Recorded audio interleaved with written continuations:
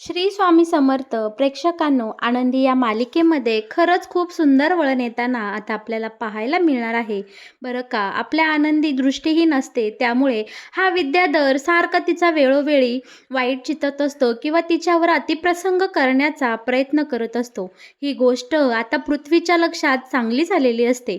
आपला पृथ्वी आनंदीला विद्याधरच्या तावडीतून वाचवतो, पण या या पलीकडे जाऊन आता पृथ्वी आनंदीसाठी एक सुंदर असा निर्णय घेताना आपल्याला पाहायला मिळणार आहे. बरं का, आनंदीसोबत असं वारंवार का घडतं हे जेव्हा पृथ्वीच्या लक्षात येतं, तेव्हा पृथ्वीला कळून चुकलेलं असतं की आपली आनंदी आंधळी आहे, ती दृष्टीहीन आहे. म्हणूनच तिच्यासोबत इतकं वाईट हा माझा विद्याधर वागतोय. मग यावर काय उपाय केला पाहिजे? तर आता आपल्या पृथ्वीने मनाशी पक्क केलेलं असतं की आनंदीचं आता डोळ्यांचं ऑपरेशन करायचं आणि आनंदीला दृष्टी आणायची. आनंदीला पुन्हा हे जग सुंदरपणे दिसू लागलं पाहिजे, असं काहीतरी करायचं. बरं का, आता प्रेक्षकांनो, आपला पृथ्वी आनंदीच्या डोळ्याचं ऑपरेशन करणार आहे आणि आपल्या आनंदीला दृष्टी मिळवून देताना आपल्याला पाहायला मिळणार आहे. हे सगळं मालिकेमध्ये कशाप्रकारे घडत जाणार आहे किंवा कशाप्रकारे दाखवणार आहे, हे जर तुम्हाला जाणून घ्यायचं असेल तर तुम्ही आपला हा व्हिडिओ अगदी शेवटपर्यंत पहा. म्हणजे तुमच्या सगळं काही इकडे लक्षात येऊन जाईल. बरं का प्रेक्षकांनो, इकडे मालिकेमध्ये आता मालक साहेब तिकडे फॅक्टरीमध्ये आलेल्या या पृथ्वीचा खूप अपमान करतात, अगदी त्याची लायकी काढतात. बोलतात की वारसा हक्काने सगळ्यांनाच प्रॉपर्टी मिळते, पण काहीतरी करून दाखवायची धमक ही माणसामध्ये असले पाहिजे. स्वतःच्या मनगटावर काहीतरी जिद्द असली पाहिजे आणि काहीतरी करून दाखवायची ताकद असली पाहिजे. आणि हो पृथ्वी, तू एकदम असा बिनकामाचा आहेस आणि तुझ्या मनगटात ती ताकद नाही, तुझी तेवढी लायकीच नाही. इकडे मालक साहेबांनी पृथ्वीचा एकही शब्द ऐकून न घेता पार त्याची लायकी काढलेली असते आणि या गोष्टीचं आता पृथ्वीला खूप वाईट वाटलेलं असतं. पृथ्वी आता त्याच्या वडिलांना इकडे चॅलेंज देतो आणि बोलतो की तुमच्या फॅक्टरीतला एक रुपया न घेता, तुमच्या नावाचा वापर न करता मी माझं स्वतःचं साम्राज्य मार्केटमध्ये तयार करून दाखवेल. आणि हो, त्या दिवशी तुम्ही माझ्याकडे अभिमानाने नाही तर नजरेमध्ये अशी दया भीक घेऊन माझ्याकडे पाहसाल आणि तुम्हाला माझ्यासोबत बोलू वाटेल, पण मी तुमचा एकही शब्द ऐकून घेणार नाही. इकडे आता पृथ्वी आणि आपल्या मालक साहेबांमध्ये पुन्हा एकदा खूप मोठ्या विचारांची दरी पडलेली आपल्याला पाहायला मिळणार आहे. बरं का, आता पृथ्वी तिथून निघून येतो आणि इकडे शिर्के आता ताईसाहेबांना घडला सगळा प्रकार फोन करून सांगतात. आता शिल्पाला इकडे खूप टेन्शन आलेलं असतं. बोलते की आधीच फाल्गुन मास आणि त्यात हा उल्हास. काय करावं या दोघं बापलेकांचं? सारखं यांच्यामध्ये भांडण होत असतं आणि वाजत असतं. हे कसं काय घडलं? पृथ्वी तरी कशाला गेला तिकडे फॅक्टरीमध्ये युगंधरला न सांगता? आता इकडे हे सगळं ताई मनाशी बोलत असते आणि लगेच विद्याधर येतो आणि बोलतो की मग जायला नको का त्यांनी? त्याच्या बापाची फॅक्टरी आहे, त्याच्या बापाच्या सगळ्या प्रॉपर्टीवर पृथ्वीचा बरोबरीचा अधिकार आहे. माझा लाडका पुतण्या आहे, तो तो नक्कीच जाणार तिकडे.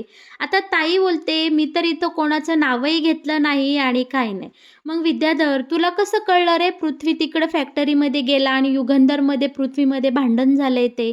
आता लगेच इकडे विद्याधर गडबडतो आणि बोलतो की अगं ताई, सेन्स, कॉमन सेन्स ग माझा, म्हणून मी असाच अंदाज बांधला.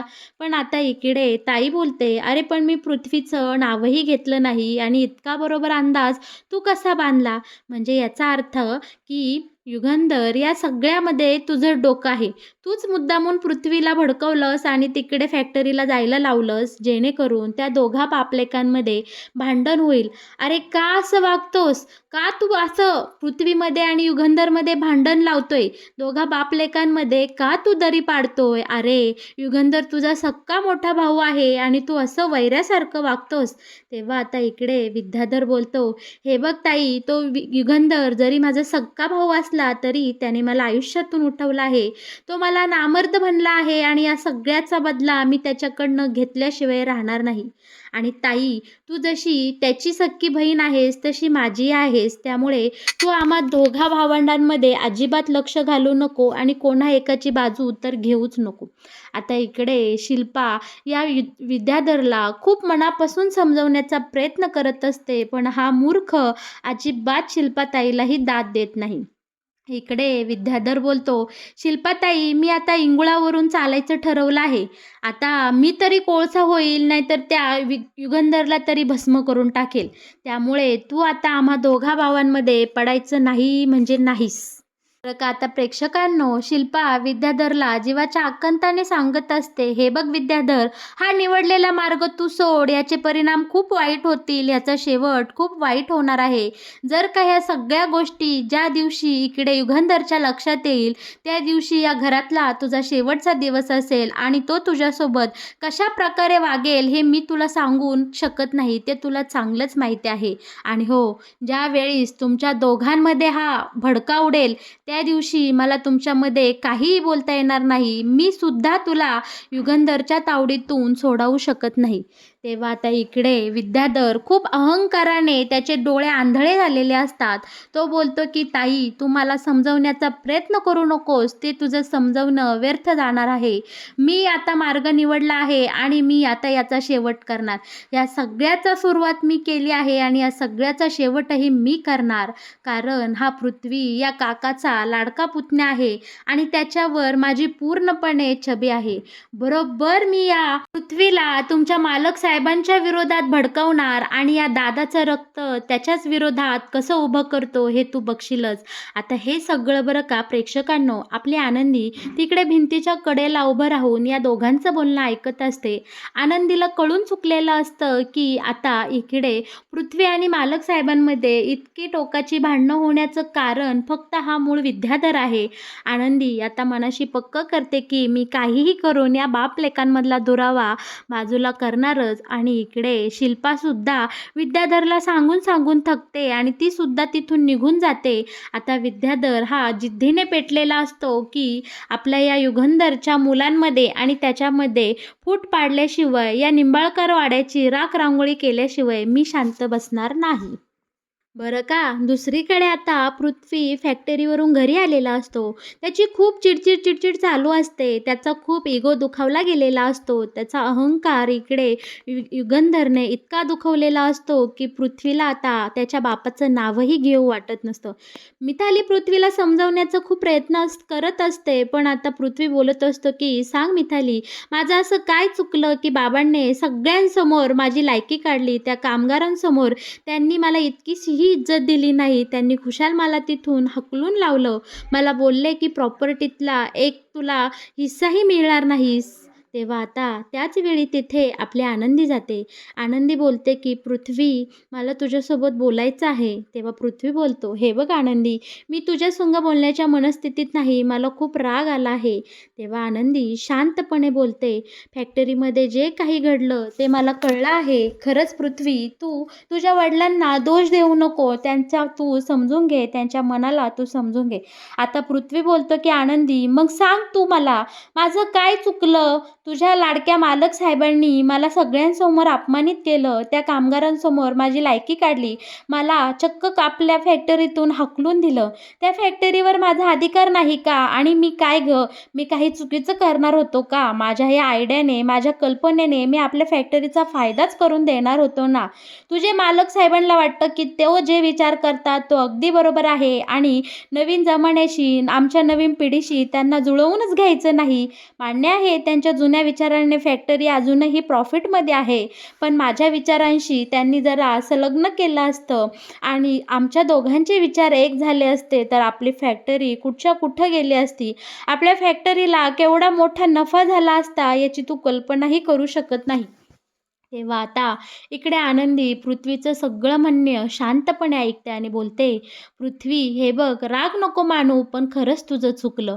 तू न सांगता फॅक्टरीमध्ये गेलास, त्यामुळे तिथले सगळे कामगार तुझ्या या मीटिंगमध्ये व्यस्त राहिले. त्यामुळे इथे फॅक्टरीमध्ये आपले जे काही आपल्या ऑर्डर असतात त्या द्यायला उशीर झाला. मार्केटमध्ये आपल्या फॅक्टरीचं नाव बुडालं किंवा पहिल्यांदा आपल्या मार्केटमध्ये आपल्या फॅक्टरीचा नावलौकिक डगमळला. या सगळ्या गोष्टीमुळे मालक साहेबांना खूप त्रास झाला आणि तो सगळा राग तुझ्यावर निघला गेला. पृथ्वी एकदा शांत मनाने जर तुझ्या वडिलांसोबत बोलला असतात, तुझी बाजू मांडली असती, तर कदाचित त्यांनी तुझं म्हणणं ऐकूनही घेतलं असतं. फॅक्टरीमध्ये जेव्हा मालक साहेब जातात ना, तेव्हा तो तिथले एक बिझनेसमॅन असतात. ते फक्त त्यांच्या फॅक्टरीचा नफा आणि फायदाच बघत असतात. अरे मालक साहेबांनी आमच्यासारख्या कित्येक गरीब मुला-मुलींना नवीन संधी दिल्या, कामगारांना संधी दिल्या आणि त्यांचे आयुष्य बनवलं. अरे तू तर त्यांचा रक्ताचा हाडामासाचा गोळा आहेस, त्यामुळं ते तुलाही नक्की एक संधी देतील आणि तुझ्या गुणांचा, तुझ्यातल्या कलांचा नक्की ते स्वीकार करतील आणि तुझा नावलौकिक नक्की करतील. आता इकडे आनंदीने तिचं म्हणणं शांतपणे पृथ्वीपर्यंत पोहोचवलेलं असतं आणि मितालीलाही आनंदीचं सगळं काही पटलेलं असतं. आता पृथ्वी बोलतो की ठीक आहे, मी तुझ्या बोलण्यावर विचार करेल. मला थोडा वेळ दे, बघू मला जर पटलं, माझ्या मनाने जर हेरलं, तर मी बोलेल एकदा तुमच्या लाडक्या मालक साहेबांविषयी आणि माझी आयडिया त्यांना सांगेल. आता इकडे आनंदीने तर पृथ्वीच्या साईडने सगळं काही व्यवस्थित केलेलं असतं. आता ती मालक साहेबांची समजूत काढण्यासाठी तिकडे गेस्ट रूमकडे गेलेली असते. कारण तिला आता मालक साहेबांना सुद्धा समजून सांगायचं असतं, की तुम्ही चुकलात आणि पृथ्वीचं तुम्ही बोलणं ऐकून घ्यायला हवं होतं. बरं का, आता इकडे आपली आनंदी गेस्ट रूममध्ये आलेली असते. मालक साहेबांना बोलते, की "मालक साहेब, तुम्ही इतके हुशार आहात, एवढे संयमी आहात. मान्य आहे, पृथ्वी चुकला. तो अचानक तिकडे कारखान्यामध्ये आला. पण तुम्ही असं सगळ्यांसमोर आपल्या मुलाचा अपमान करायला नको होता. त्याचा पाणउतारा करायला नको होता. बरं का मालक साहेब, हेही मला मान्य आहे, की माझा तुम्हा दोघा बापलेकांमध्ये बोलण्याचा काहीही अधिकार नाही. पण मला मनापासून वाटलं म्हणून मी बोलते. ऐका मालक साहेब, तुम्ही आमच्यासारख्या कित्येक गरिबांना मान दिला, गरिबांच्या मुला-मुलींना शिकवलं, त्यांना नवीन-नवीन संधी दिल्यात. शिवाय तुम्ही सगळ्या कामगारांचं फॅक्टरीमध्ये ऐकून घेता, सगळ्यांचं गावकऱ्यांचं सुद्धा म्हणणे ऐकून घेता. मग तुम्ही तुमच्या पोटच्या गोळ्याला, पृथ्वीला त्याची बाजू मांडण्याचा का बरं चान्स दिला नाही, संधी दिली नाही? तुम्ही असं करायला नको होतं. एकदा तरी पृथ्वीचं म्हणणे ऐकून घ्यायला हवं होतं. मालक साहेब, मी जे बोलते ते तुम्हाला कळतंय ना? मालक साहेब, अहो मालक साहेब. इकडे आनंदीला पूर्ण काहीच रिस्पॉन्स येत नाही. आनंदी जरा डचकते आणि मालक साहेबांना आवाज देऊ लागते.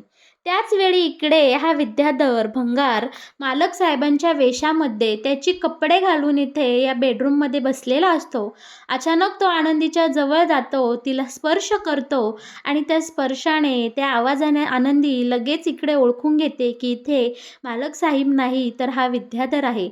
विद्याधर बावळट लगेच इकडे दाराची कडी लावतो आणि आनंदीसोबत अतिप्रसंग करण्याचा प्रयत्न करतो. आता इकडे आनंदी खूप चवताळलेली असते. या विद्याधरला लांब ढकलते आणि बोलते, की माझ्या मुलांमध्ये आणि माझ्या नवऱ्यामध्ये अजिबात भांडणं लावायचा प्रयत्न करायचा नाही. माझ्या मुलांविषयी जर तू काही वाईट विचार जरी करायचा प्रयत्न केलास, तरी मी तुला सोडणार नाही. मालक साहेबांमधली आणि पृथ्वीमधली जी काही दरी तयार केली आहेस ना तू, विद्याधर, ती मी स्वतः भरून काढेल आणि या बाप-लेकांचा समेट घडवेल. आता इकडे विद्याधर बोलतो, "अगं ये, ह्या दोघांमध्ये समेट घडवणारे. एकतर त्या पृथ्वीला आणि मिथालीला कळलं ना, की तू त्यांच्या आईची जागा घ्यायला आलीस. तू मालक साहेबांची बायको आहेस, तर ते तुझं जीणं ते कुत्र्यासारखं करतील. तुझ्याकडे आई तर सोड, साधं माणूससुद्धा ती पोरं डुंकूनही पाहणार नाही. आणि राहिला प्रश्न पृथ्वीचा, तर तो आपल्या काकाचा लाडक्या पुतण्या आहे. मी त्याला माझ्या तालमीमध्ये असा काही तयार करेल, की बरोबर तो त्या युगंधरच्या विरोधात उभा राहील. युगंधरचं रक्त जेव्हा युगंधरच्या विरोधात उभं राहील, मग विचार कर ते किती पॉवरफुल असेल. शिवाय माझ्या तालमीत जर माझा पुतण्या तयार झाला, तर तो तुझं काय, साक्षात देव जरी खाली आला ना सांगायला, तरी तो ऐकणार नाही कोणाचं." आता इकडे आनंदीने या विद्याधरला चॅलेंज दिलेलं असतं. पण हा विद्याधर काय आनंदीचं ऐकतो का? तो तिच्या अंगावर हात टाकायचा प्रयत्न करतो, बळजबरी करण्याचा प्रयत्न करतो. आनंदीला शोधत शोधत इकडे पृथ्वी आलेला असतो, कारण आनंदीचं म्हणणं पृथ्वीला पटलेलं असतं. त्याच वेळी आनंदीचा आवाज गेस्ट रूमकडून येतो आणि पृथ्वी धावत पळत तिकडे येतो आणि दार उघडून पाहतो, तर काय, त्याचा लाडका काका आनंदीसोबत बळजुबरी करण्याचा प्रयत्न करत आहे.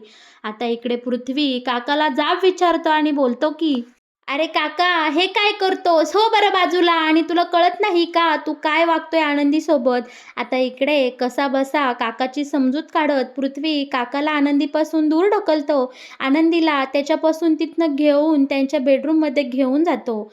घडला सगळा प्रकार पृथ्वी इथे मितालीला सांगतो आणि बोलतो की आपला काका आनंदीसोबत खूप काही वाईट वागतोय. तिच्यासोबत प्रत्येक वेळी, वेळोवेळी जबरदस्ती करण्याचा प्रयत्न करतोय. "अगं मिथाली, तुला कळतंय का हे सगळं आनंदीसोबत का घडतंय? आता मला हे सहन होत नाही." तेव्हा पृथ्वी बोलते, "हो की दादा, कळतंय मला. आनंदीला दिसत नाही या गोष्टीचा आपला काका तिचा फायदा घेतोय आणि तिच्यासोबत असं वाईट कृत्य करण्याचा प्रयत्न करतोय." तेव्हा आता इकडे पृथ्वी मिथालीला ठणकावून सांगतो की आनंदीची ही समस्या मी दूर करणार. आनंदीला डोळे मी आणणार. आपण एका मोठ्या अशा एन-जी-ओसोबत बोलणं करून घेऊया. त्यांच्या थ्रू आपण आनंदीच्या डोळ्यांचं ऑपरेशन करू आणि आनंदीला हे जी काही आपलं जग आहे ते स्वच्छंदेने पाहायला मिळावं यासाठी मी नक्कीच प्रयत्न करणार आहे. बरं का प्रेक्षकांनो, इकडे आता पृथ्वीचं म्हणणं मिथालीलाही एकदम पटलेलं असतं. मिथाली पृथ्वीला इकडे त्याच्या या निर्णयासाठी शाबासकी देते आणि बोलते की दादा, खरंच तू या जगातला बेस्ट दादा आहेस. तुझं मन खूप स्वच्छ आहे. आनंदीही बोलते की पृथ्वी, तू माझ्यासाठी एवढा विचार करतो हे मला ऐकून खरंच खूप छान वाटलं. पण जाऊ दे बाळा, मला या सगळ्याची काही गरज नाही आहे. आजवर मी बिना दृष्टीची जगले, इथून पुढेही जगेल. पण आता पृथ्वी बोलतो, "नाही आनंदी, मी माझ्या मनाशी पक्क केलं आहे. मी तुझे डोळे नक्की आणणार आणि तुला हे सुंदर जग तुझ्या सुंदर डोळ्यांनी पाहायला लावणार. मग काकाच काय, या जगातला कुठलाही नीच नराधम तुझ्याकडे वाकड्या नजरेने पाहणार नाही आणि जर कुणी पाहिलंच तर तू त्यांचा संहार करण्यासाठी इतकी तयार होशील की की त्यांच्या नजरेमध्ये तू एकदा नजर घालून पाहिलंस तर त्यांची पुढे तुझ्या जवळ येण्याची हिंमतही राहणार नाही." इकडे पृथ्वीच्या ह्या सुंदर विचाराने आनंदी खूप भारावून गेलेली असते. तर मग प्रेक्षकांनो, कसं वाटलं तुम्हाला आनंदी या मालिकेत येणारं हे नवीन वळण?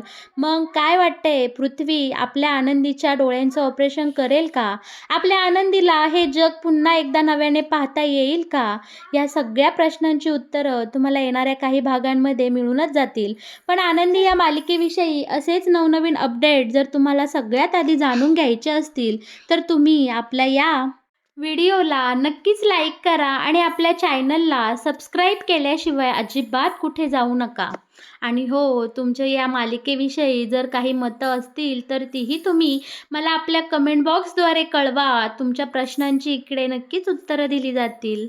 धन्यवाद.